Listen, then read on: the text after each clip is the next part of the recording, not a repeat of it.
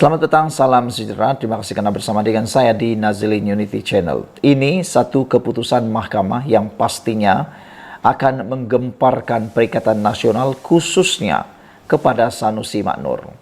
Baru-baru ini Sanusi Maknur telah pun disaman oleh Vincent Tan dengan Berjaya Land dengan jumlah saman yang memang sangat luar biasa besar, yaitu sebanyak 200 juta. Jika dipikirkan dari mana hendak mendapatkan RM 200 juta itu bukan satu jumlah yang kecil. Bagi pendapat saya, jumlah itu kalau beliau bukan orang yang terlalu kaya, itu hampir mustahil untuk dibayar. Namun, hari ini keputusan mahkamah lebih menyengat dan lebih parah, mungkin lebih sadis untuk Sanusi Maknur.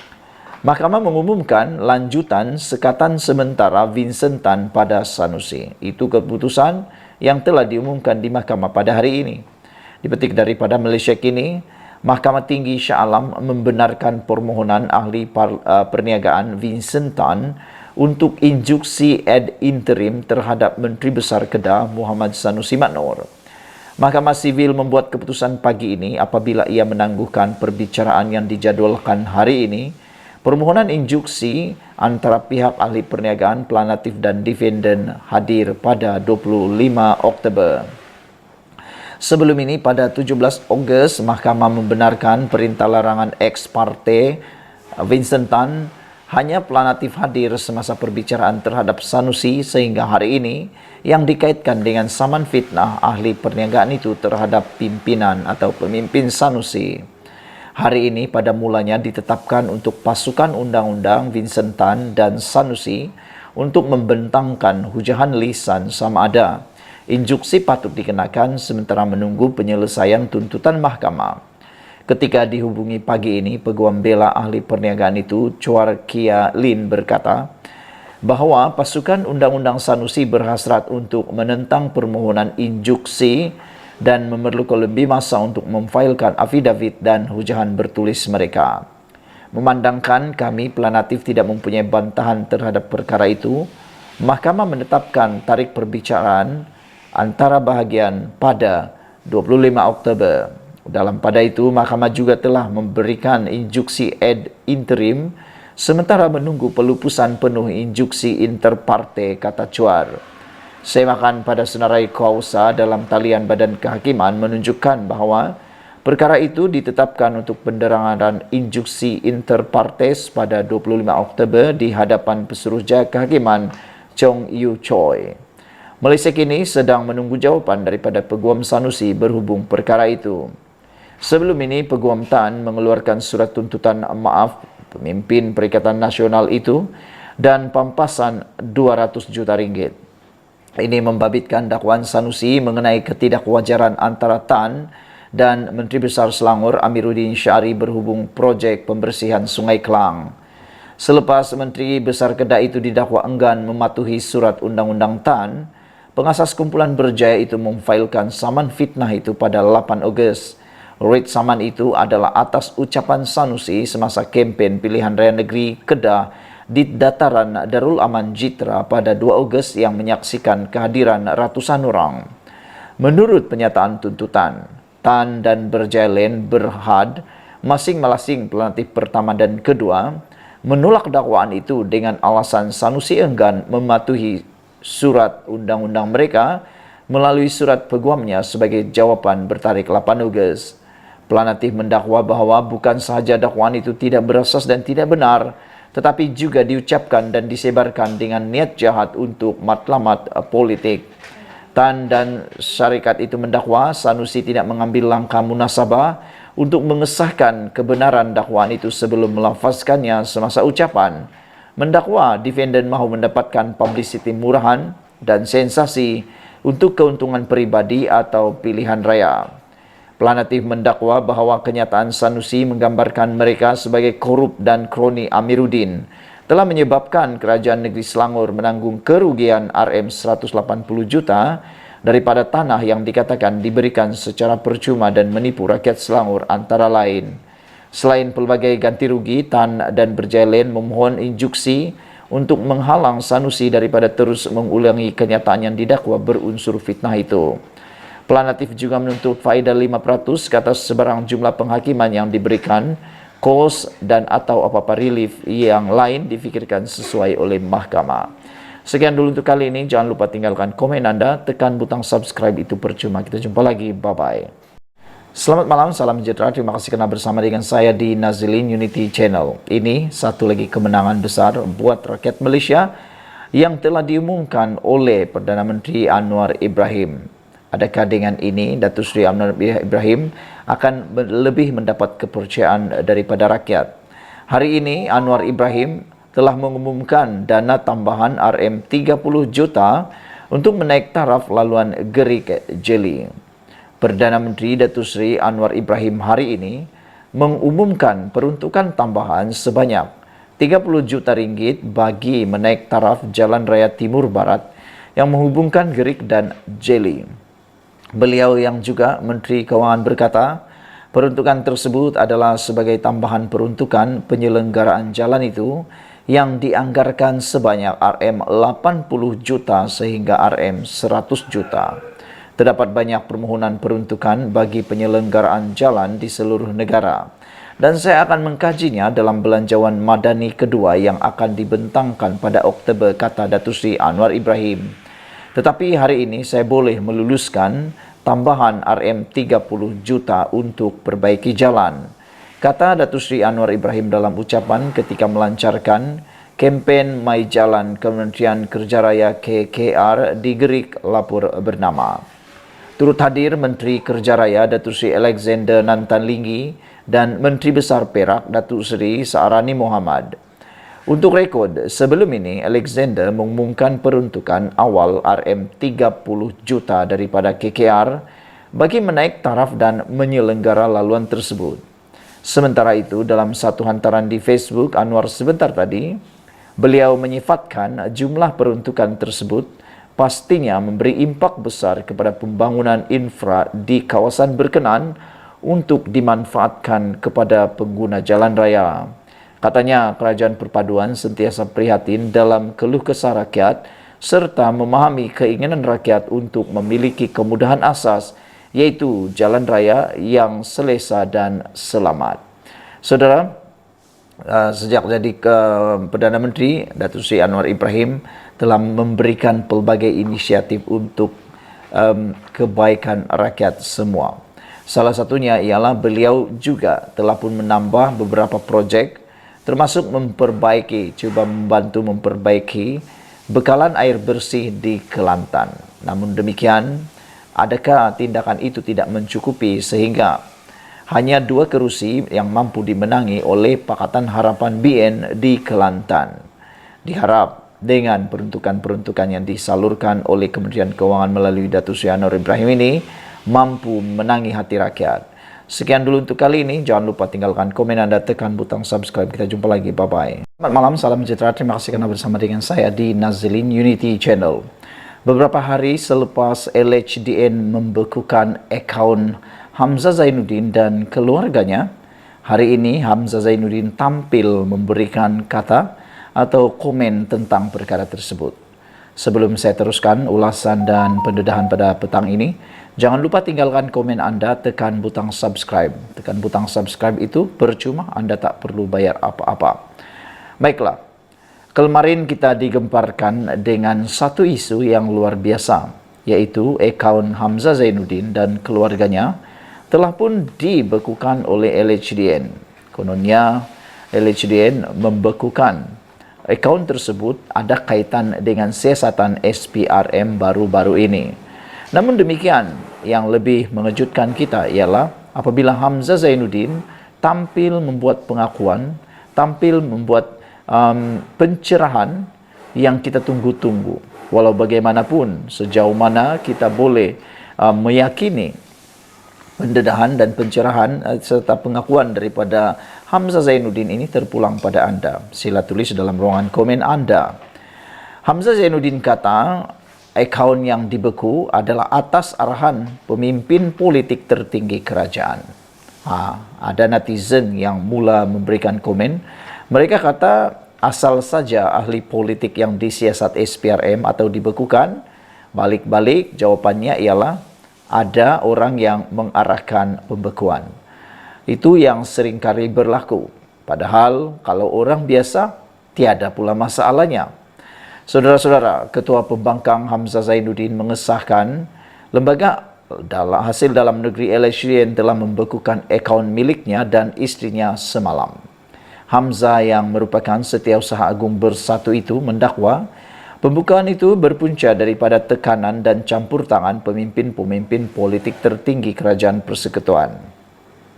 Pembekuan ini yang kemudiannya disebarkan kepada media merupakan usaha terdesak kerajaan pimpinan Anwar Ibrahim untuk terus menekan pimpinan PN yang semakin mendapat kepercayaan rakyat, kata Hamzah Zainuddin lagi. Ia juga satu taktik kotor yang berterusan bagi mencipta persepsi buruk terhadap Perikatan Nasional, terutama selepas sekungan. Majoriti rakyat beralih kepada PN yang memenangi 146 daripada 245 kerusi DUN baru-baru ini, katanya dalam kenyataan hari ini. Semalam, pembekuan itu dilaporkan berkaitan dengan siasatan SPRM yang sedang dijalankan terhadapnya. Hamzah berkata pendakwaan politik terhadapnya serupa seperti kes melibatkan pengerusi Perikatan Nasional Muhyiddin Yassin yang kini berdepan 4 pertuduhan salah guna kuasa berkaitan projek Jana Wibawa ketika dia menjadi Perdana Menteri. Pada 15 Ogos lalu, Mahkamah Tinggi melepas dan membebaskan Muhyiddin daripada 4 pertuduhan itu. Namun, 3 pertuduhan di bawah Seksyen 4 dalam kurungan 1 Akta Pencegahan Pengubahan Wang Haram, Pencegahan Pembiayaan Keganasan dan Hasil daripada Aktiviti Haram 2001 terhadap Muhyiddin Yassin masih lagi kekal. Hamzah Zainuddin juga berkata dia pasti ada banyak lagi tindakan politik akan diambil terhadapnya dan pemimpin PN lain dalam masa terdekat. Kezaliman kerajaan PHBN ini tidak akan menghentikan perjuangan saya, kata Hamzah Zainuddin lagi. Sementara itu, Hamzah Zainuddin berkata dia telah menyerahkan surat tuntutan kepada kerajaan SPRM dan Ketua Pesuruhjaya SPRM Azam Baki.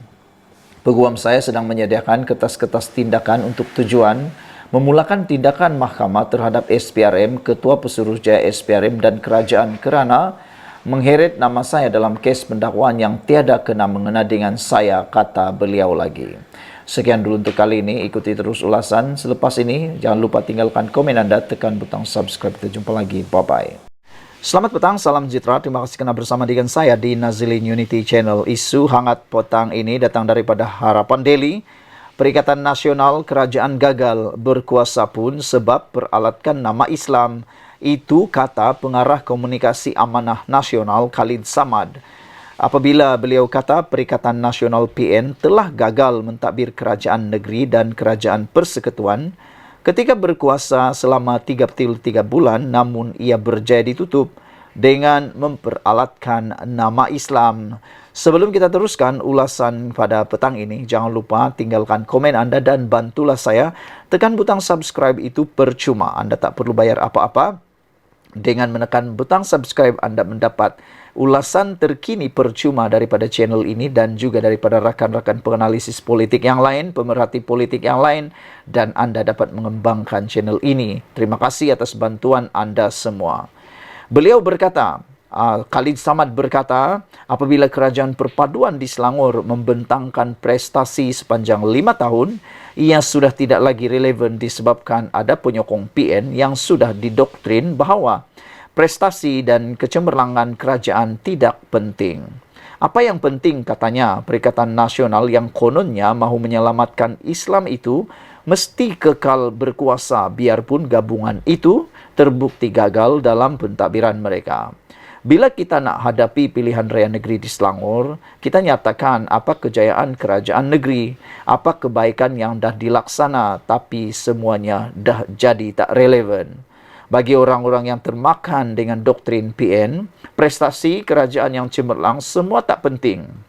Yang penting, PN mesti berkuasa kerana Perikatan Nasional itulah yang akan selamatkan atau hentikan ancaman terhadap Islam yang kononnya sedang berlaku menurut Khalid Samad. Dia hanya mampu menghasilkan. Menurut Khalid Samad, dia hanya mampu menghasilkan persepsi, oh ini tak ikut Islam. Tapi apa Islam cadangkan, dia tak cakap pula. Dia tutup kegagalan Perikatan Nasional dengan memperalatkan Islam, kata Khalid Samad. Dia selubung Islam tu pada dia. Apa yang PN tak mampu buat dan gagal, mereka kata yang penting Islam selamat. Ini adalah satu corak pemikiran yang akan memundurkan umat Islam dan akan memundurkan bangsa Melayu, kata Khalid Samad dalam bicara Haji Khalid Samad di Facebook Jom Channel malam tadi. Pengerusi Amanah Kelantan itu juga meluahkan rasa khawatir apabila umat Islam selesa dengan kemunduran yang berlaku seperti masalah air, pembangunan dan pengangguran yang tinggi di Kelantan. Bila dia cakap dia parti Islam, sikapnya tidak menunjukkan sebegitu dan doktrinnya memundurkan umat Islam. Adakah itu yang kita inginkan? Soal Khalid Samad. Ada yang kata dunia ini tak penting. Yang penting kita fikir ialah akhirat. Tak payah pembangunan, buang masa. Jadi selagi mana umat Islam mempunyai kefahaman yang sebegitu, maka Perikatan Nasional akan menang dan inilah cabaran dihadapi Pakatan Harapan BN, ujar beliau lagi. Sebelum kita berpisah, sila tinggalkan komen anda untuk isu dan ulasan Khalid Samad kali ini. Khalid Samad menyatakan Perikatan Nasional kerajaan gagal, berkuasa pun sebab peralatkan nama Islam. Sebelum kita teruskan, kata-kata yang paling menyengat daripada Khalid Samad ini ialah apabila Kerajaan Perpaduan di Selangor membentangkan prestasi sepanjang 5 tahun, ia sudah tidak lagi relevan disebabkan ada penyokong Perikatan Nasional yang sudah didoktrinkan dengan bahawa prestasi dan kecemerlangan kerajaan tidak penting.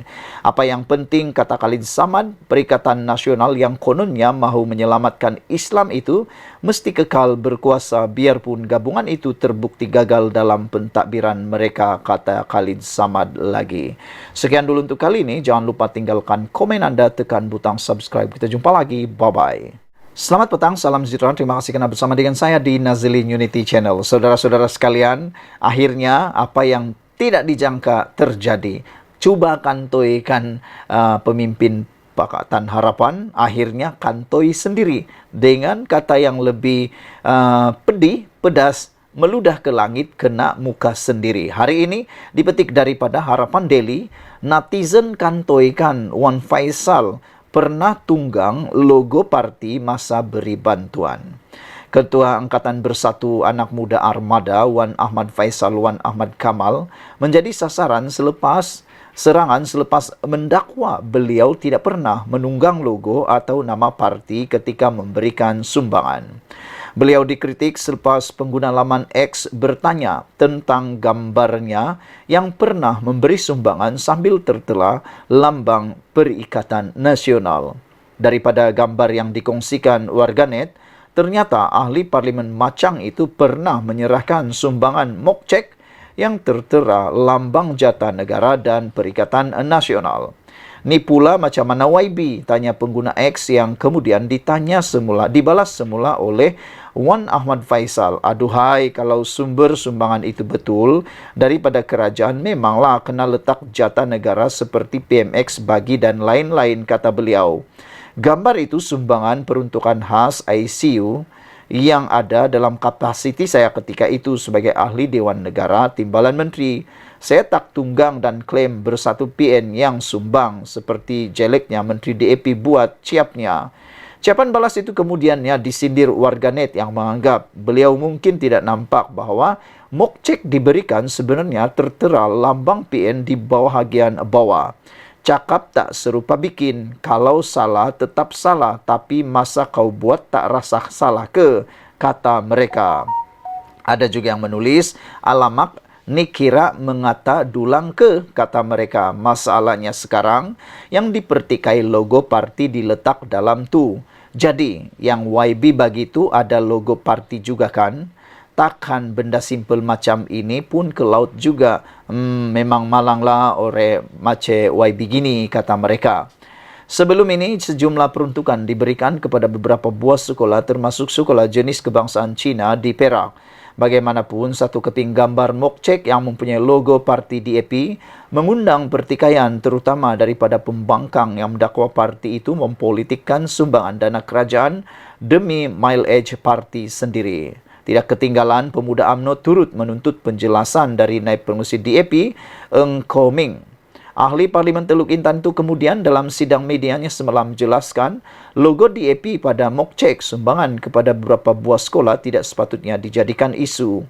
Menteri Pembangunan Kerajaan Tempatan KPKT itu berkata, sebaliknya, perkara yang penting adalah sekolah-sekolah terbabit memperoleh manfaat daripada sumbangan yang diberi. Saudara-saudara sekalian, itulah dia perkara yang mana sebenarnya turut menjadi persoalan besar kepada netizen.